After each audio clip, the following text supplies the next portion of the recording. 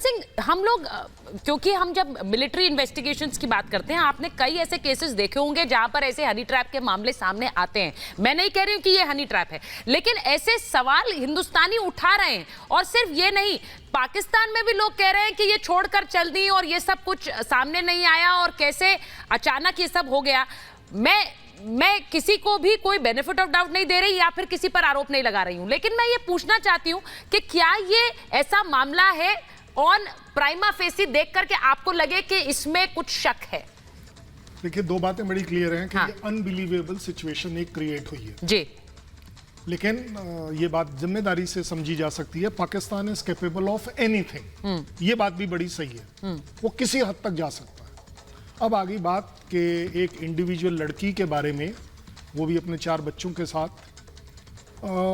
मुझे लगता है इसके 3-4 पहलू हैं, जिसमें से टॉप मोस्ट पहलू प्रोफेसर साहब ने बोला है कि भाई उसका इलीगल हमारे पास आना need to be investigated. Police अपनी इन्वेस्टिगेट करे, अगर कोर्ट उसे क्लियर कर सकते हैं, उसके बाद आएगा ह्यूमैनिटेरियन वाली बात, उसके बाद आएगा लव वाली बात, उसके बाद आएगा कि चलिए जी हमने अपना दिल बड़ा कर कर दिखाया कि पाकिस्तानी लेडी को आने दीजिए। एग्जैक्टली। लेकिन this is first hurdle, legal hurdle, क्योंकि ये प्रेसिडेंस हम अगर सेट करते हैं कि कोई भी लड़की आ सकती है, तो मेरे ख्याल हम एक गलत प्रेसिडेंट सेट कर रहे होंगे।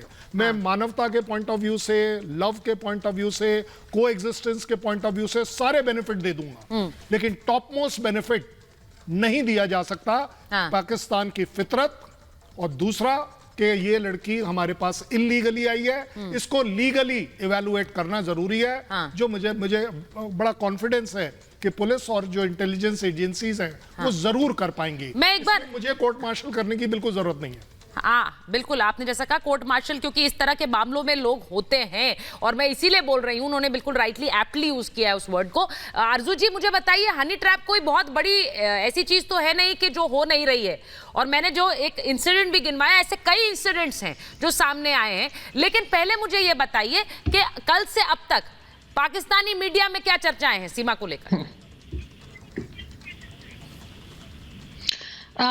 बिल्कुल वही बात है जो कल थी कि पाकिस्तान के जो टीवी चैनल्स हैं उस पे कोई बात नहीं की जा रही। और अगर कोई बात हो भी रही है तो वो यूट्यूब पर या सोशल मीडिया के ऊपर ही बात कर रहे हैं। टीवी चैनल्स ने इस टॉपिक को या इस न्यूज को बिल्कुल भी नहीं उठाया है, तो उससे लग तो यही रहा है कि वो इसको एक साइड पे उन्होंने कर दिया है। लेकिन क्यों नहीं उठा रहे हैं? आपको एक रीजन लग रहा है क्यों नहीं उठा रहे हैं? पाकिस्तान मेन स्ट्रीम मीडिया इस चीज को क्यों नहीं उठा रही है? एक हिंदुस्तानी अगर चला जाए कहीं पाकिस्तान में तो मुझे लगता है कि हमारे लिए वो बड़ी खबर है, हम उसे जरूर दिखाएंगे, लेकिन आप लोग क्यों नहीं दिखा रहे हैं? मतलब आपका असेसमेंट क्या है? कवर क्यों करना चाह रहे हैं इस खबर को? देखिए, कहीं ना कहीं हमारे जो टीवी चैनल्स हैं उनको डिक्टेशन दिया जाता है, उनको ऑर्डर्स आते हैं और रावलपिंडी से, तो जाहिर है कहा गया होगा कि इस बात के ऊपर बात ना की जाए, इस टॉपिक के ऊपर बात खत्म हो गई। यही मैं कहना, आरजू जी यही मैं पूछना चाह रहा था आपसे कि ऊपर से डिक्टेट तो नहीं आया। और एक चीज और आपको बताऊं आरजू जी, कि जो बिल्कुल ऊपर से डिक्टेशन आता है और उनको कहा गया होगा कि आपने इस टॉपिक पे बात नहीं करनी है, इसको ऐसे ही निकल जाने दें। जो ये बात हो रही है ना, कहीं पे मैंने कम से कम कल से लेकर आज तक कोई भी न्यूज नहीं देखी जो इस बारे में आई हो।